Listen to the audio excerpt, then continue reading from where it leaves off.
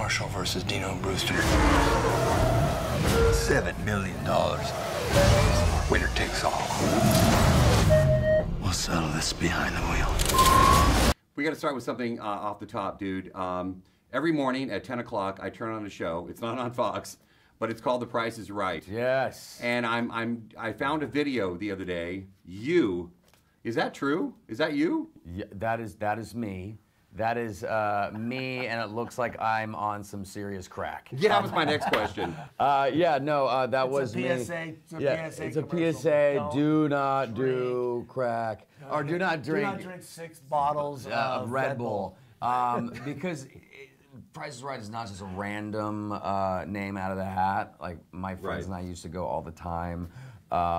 They just picked people with high energy. So no joke, I filled up a big gulp from 7-Eleven, just kept cracking open Red Bull and pouring it in, and I drank the entire thing standing in line, and I could not. I mean, you saw it. Right. I could not sit still. You should have seen me sitting in the audience. If you watch the whole thing, you see me going like this.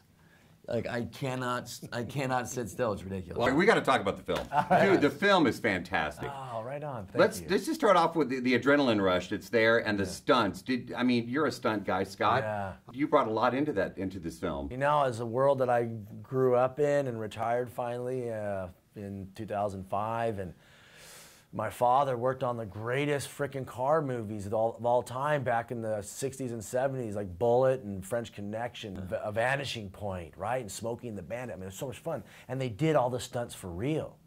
And I really wanted to do that again. I feel like it's a lost art form, and we really wanted to bring that back to the movie screen.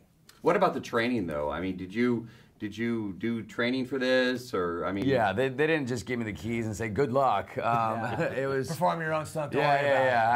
We believe in you. But that was the main discussion we had. He's like, if you want to do this film, I'm going to need you to learn how to drive, and that means you're going to have to do a lot of training. And that was as often as I possibly could, was get on the track from sunrise to sunset, just really learning how to control these cars, and it was fun. There's a story about Steven Spielberg when you were cast, and Scott, you probably can shed some light on this as well. What is that? First of all, what is that like? I mean, the intensity of meeting Steven Spielberg, number one, has got to be incredible, but to know that he's into you is like...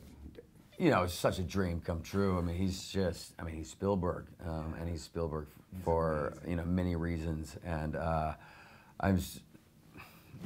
I look up to him in many ways, and so the fact he's that responsible though for him being on this movie, because I wanted to cast.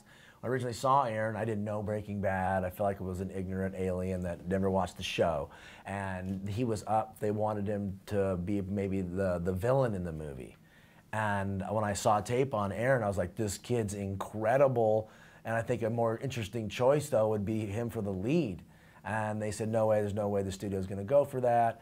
They talked me out of it, and then Steven saw the tape on Aaron for the villain role, and Steven was like, this kid's fantastic. He should be considered for the lead. And boom, 24 hours later, we were talking on the phone. Where did you guys film this? Because there's so many, on the roads. I mean, did you guys, how many roads did you shut down? We shot in so many locations. We had a t-shirt made at the end of the movie that had all the list, like a rock concert all down tour, the entire all the cities that we hit throughout the United States, and we wanted to, because it's part of the movie. It's a high-speed road trip from New York to San Francisco, and we wanted to be accurate and authentic and drive through all of them, and we did. Have you guys ever been to Houston, Texas? Do you have a story about Houston at all, or? Yeah, I mean, I just shot a small little independent film in Galveston. Yeah. And it's great. I love it. Where are the Emmys? Where are the Emmys? They're at my house. He took them. He doesn't know that, but I'm. He's like, if the film does good, you can have these back. But That's exactly. Yeah, they're downstairs in my office. 2 questions. Final one. Call me bitch. You are a bitch. Dude, awesome. Number 2, everybody else is taking pictures. I want a picture, and I'm done. Great. I'm out of here. Dude, awesome.